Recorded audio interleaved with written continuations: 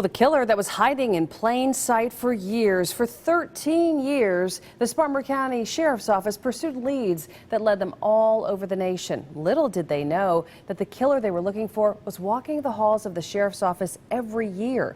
Tonight on A Killer Among Us, Sheriff Chuck Wright reflects on this case that has defined his time in office. Here's Brianna Smith.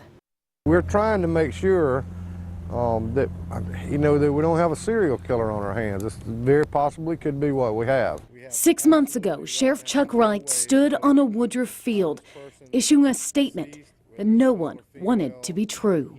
I knew we had something bigger than just what we saw. A serial killer caught in plain sight. I thought it was going to be somebody that he told that would come forward, and it almost happened that way. An ending that Sheriff Chuck Wright had dreamt of since he was a road deputy 13 years ago. I was at Highway 129 and 85 when that call came out. Apparently everybody's been shot up here. The Superbike Motorsports quadruple homicide would be a case that Sheriff Wright would campaign on to solve what was then a 2-year-old cold case, a promise that would propel him into the sheriff's office in 2005. What was it like when you first stepped into office and took over that? Well, I finally got to look at the files and seeing the pictures. It made me want to pray harder. The years of Superbike going unsolved would drag on. I didn't want it to be 13 years. I didn't. I didn't want it to be 13 days.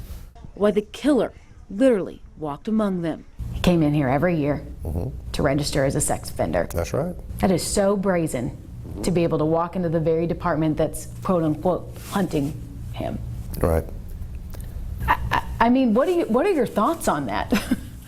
We've walked right by him here. You know, had we known, we'd have obviously done something. We'd have fixed something up for him for sure, but you know, we just didn't know.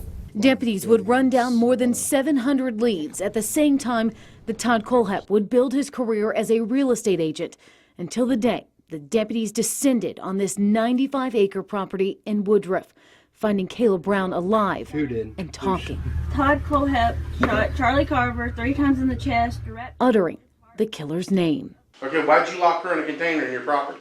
As deputies questioned him, they had no idea the danger that was so close. Well, I'll tell you this, I've never told too many people this, so I'll tell you this.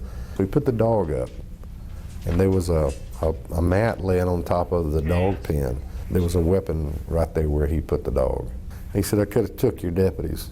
Deputies safe a new investigation would begin. How did a man that was a registered felon have shelves stacked like a gun store with ammunition? And he had a good taste in weaponry, I have to say. He didn't have cheap stuff. And a stockpile of guns. ATF is going to be taking care of that part of it. As deputies unearthed Todd's secrets, the notoriety of the case gained national attention, throwing quiet Spartanburg County into the limelight. I've been contacted from every known media source you can possibly imagine. They've followed me around. I've watched people have mics hanging out the window trying to catch something I said. And, you know, that's just nuts. That limelight would beg the obvious question. Why didn't they catch this killer before? It was made a big deal that we didn't personally interview Todd Colehep because he was on the list. We saw a lot of people on the customer list.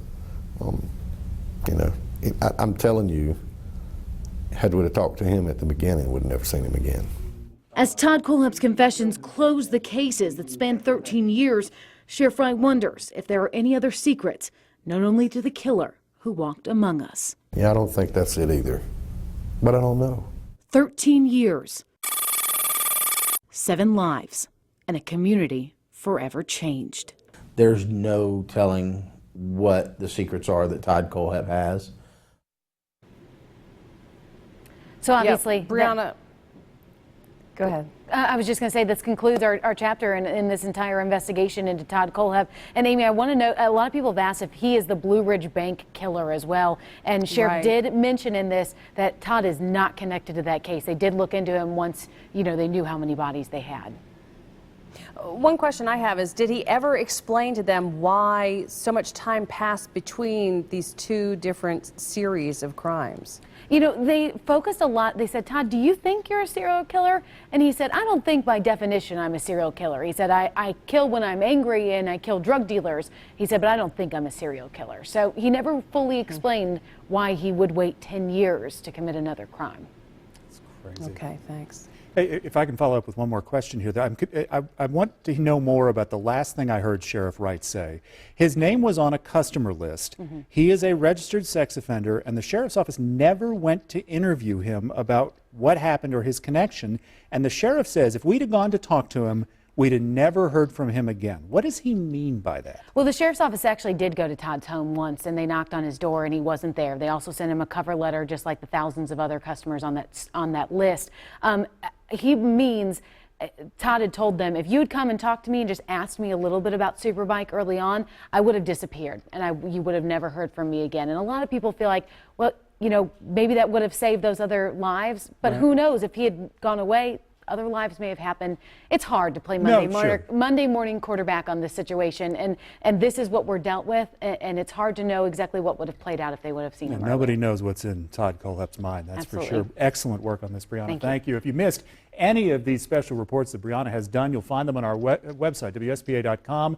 A section of our website is dedicated to Brianna's series here, A Killer Among Us. A USC